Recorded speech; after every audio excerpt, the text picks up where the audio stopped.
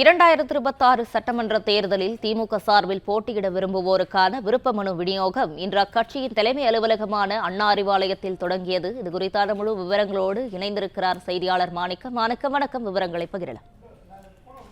தமிழ்நாட்டில் நடைபெறக்கூடிய சட்டமன்ற தேர்தலில் திமுக சார்பில் போட்டியிடுவதற்கு 234 சட்டமன்ற தொகுதிகளிலும் போட்டியிடக்கூடிய விருப்பக்கூடக்கூடியவர் விருப்ப மனுக்களை சமர்ப்பிப்பதற்கான விருப்ப மனு விநியோகம் இன்று முதல் தொடங்கியிருக்கிறது. இன்றிலிருந்து வரக்கூடிய மார்ச் 2ஆம் தேதி வரையிலும் விருப்ப மனு விநியோகம் நடைபெறும் என கட்சியினுடைய தலைமை நேற்று முன்தினம் அறிவித்திருக்கக்கூடிய சூழல்ல தற்பொழுது விருப்ப மனுக்களை பெறுவதற்காக திமுகவுடைய நிர்வாகிகள் தமிழ்நாடு முழுவதும் இருந்து ஆர்வத்துடன் வந்திருக்கக்கூடிய காட்சிகளை பார்க்க முடிகிறது.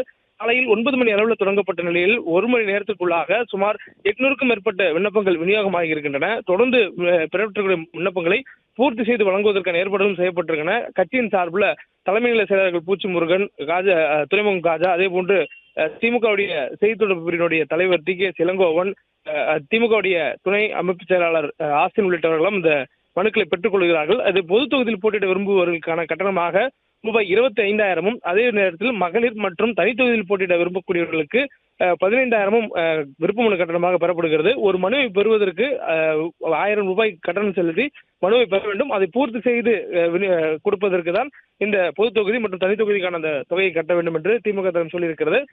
கூட்டணியில் இதுவரையிலும் எந்தெந்த தொகுதி யார் யாருக்கு என்று ஒதுக்கப்படாத சூழல்ல விருப்பப்படக்கூடிய தொகுதிகளை கூட்டணி கட்சிகளுக்கு ஒதுக்கப்படும் பட்சத்தில் திமுக சார்பில் போட்டியிட விருப்பம் தெரிவித்து கட்டணம் செலுத்தியவர்களுக்கு அந்த தொகை திரும்ப கொடுக்கப்படும் எனவும் திமுக தலைமை தெரிவித்திருக்கிறது. தொடர்ந்து இன்றிலிருந்து நடைபெறக்கூடிய அனைத்து நாட்களையும் வார இறுதி நாட்களையும் கூட சனியாரும் இந்த தொடர்ந்து விருப்ப மனு விநியோகம் நடைபெறும் என்று சொல்லப்பட்டிருக்கிறது. இதன் காரணமாக தமிழ்நாடு முழுவதும் இருக்கக்கூடியவர்கள் விருப்ப மனு பெற்றுள்ளார்கள். முதல் மனுவாக திமுகவுடைய சென்னை மேற்கு மாவட்டத்தின் சார்பில் முதலமைச்சர் மு.க. ஸ்டாலின் மீண்டும் 1000 சட்டமன்ற தொகுதியில் போட்டியிட வேண்டும் எனவும், துணை முதலமைச்சர் உதயநிதி ஸ்டாலின் சேப்பகம் திருவல்லிக்கேணி தொகுதியில் போட்டியிடுவதற்கும் விருப்ப மனு என்பது திமுக மேற்கு மாவட்ட செயலாளர் சார்பாக முதல் மனுவாக கொடுக்கப்பட்டிருக்கிறது. தொடர்ந்து மற்றவர்களும் விருப்ப மனுக்களை பெற்று வரக்கூடியதை பார்க்க முடிகிறது. பிளே ஸ்டோர் மற்றும் ஆப் ஸ்டோரில் இருந்து பாலிமர் செயலியை QR கோடு மூலம் பதிவிறக்கம் செய்யுங்கள். செய்திகளை உடனுக்குடன் பெறுங்கள்.